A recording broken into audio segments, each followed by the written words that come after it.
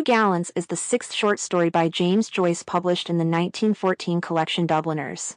It is set in the early 1900s in Dublin, Ireland. This realist fiction is written in the modernist tradition and is from the third-person anonymous narrative perspective. Click the link in the description box below other Dubliners stories. Two Gallants begins on one Sunday evening in August, with two young men named Corley and Lenahan strolling through Dublin. Corley shares a story, and Lenahan laughs loudly, showing that he's very interested. Lenahan is good at making people like him, even if they might see him as a leech.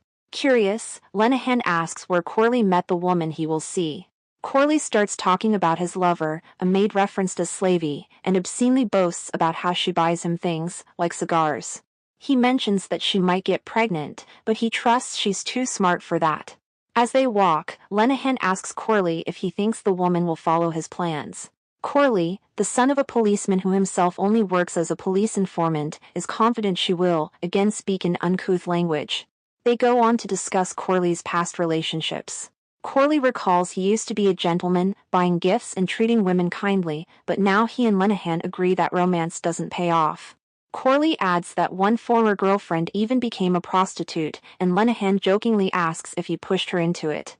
Once more, Lenahan asks if Corley's plan will work, which irks Corley, who insists it will. Soon, the pair comes across a street harpist, described as worn out. They pause briefly, listening to the sad tune, before continuing their journey, with the music echoing behind them. At a central park, Corley spots the maid he had talked about. Lenahan suggests they admire her from afar, but Corley suspects Lenahan might be interested in her himself until Lenahan reassures Corley that he's not. The two decide to meet up later, and Lenahan goes off alone. Without Corley, he becomes quieter and introspective. He stops at a refreshment bar and, in a rough voice, orders a modest meal of peas and ginger beer, trying to sound tougher than he is. As he eats, he imagines Corley with his lover and reflects on his own life, wishing he could settle down despite his financial instability at age 31. Afterwards, he strolls through town, briefly chatting with friends he runs into. Still thinking about Corley, Lenahan starts worrying that his friend may have tricked him and might not show up at their agreed spot. Just then, Corley appears with his lover. Lenahan watches as they walk towards a house and the maid goes inside while Corley waits outside. Then, the maid comes out of the house and hands Corley something. At first, Corley ignores him but comes over. He opens his hand to reveal a small gold coin.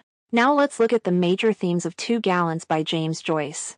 Two Gallants ends on a dead-end street, symbolizing the stagnant lives of Corley, a small-time schemer, the maid, who becomes a thief by the story's close, and Lenahan, a social hanger-on. Lenahan, idling on a warm evening just to witness a petty theft, is headed down the same dead-end path. Though Lenahan wants to break free from this life, he takes no steps to change. Their efforts ultimately lead to a gold coin, symbolizing greed and moral decay. Through Two Gallants, Joyce suggests that Irish paralysis is influenced by both the Catholic Church, echoed in the maid's Virgin Mary-colored uniform, and English rule, represented in the place names associated with English power. For example, Rutland Square is named for an English politician. Trinity College and City Hall were associated with the English. Two Gallants highlights the young urban men having no clear purpose. Both Corley and Lenahan are jobless with few prospects, putting their energy toward quick money for drinking and quick flings. The story's title is ironic. Far from gallants, they are dishonest and pitiful, lacking any redeeming qualities. Both lack education, and the few jobs available to them offer poor pay and harsh conditions, leaving them stuck in this cycle of petty schemes. Though Corley and Lenahan rely on betrayal for money, they are also haunted by the fear of being betrayed themselves. Corley keeps the maid hidden from Lenahan, wary of competition.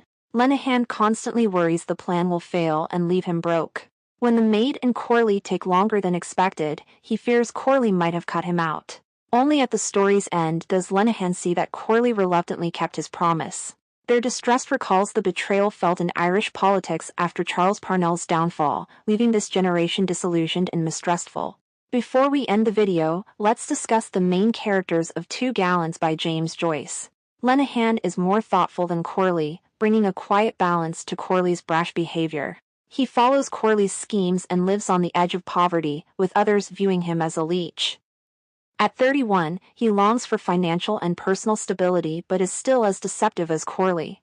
Lenahan briefly imagines a settled life, though his focus is mainly on the comforts he might gain, like a warm meal and fire, without considering companionship. He realizes his friends aren't true friends, just drinking buddies who tolerate him. Though Lenahan might seem sad in his loneliness, his involvement in Corley's plan to manipulate a maid for money makes him unsympathetic. On the other hand, Corley has no self-awareness. He briefly regrets a woman he once dated, whose reputation he ruined, but quickly denies any responsibility.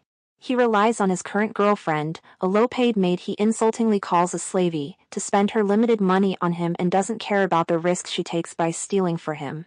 To avoid future obligations, he even hides his real name from her. Corley cares only about what he can get for himself, defined by the schemes he pulls off and the women he uses. Hope you like and subscribe for more Dubliners stories by James Joyce.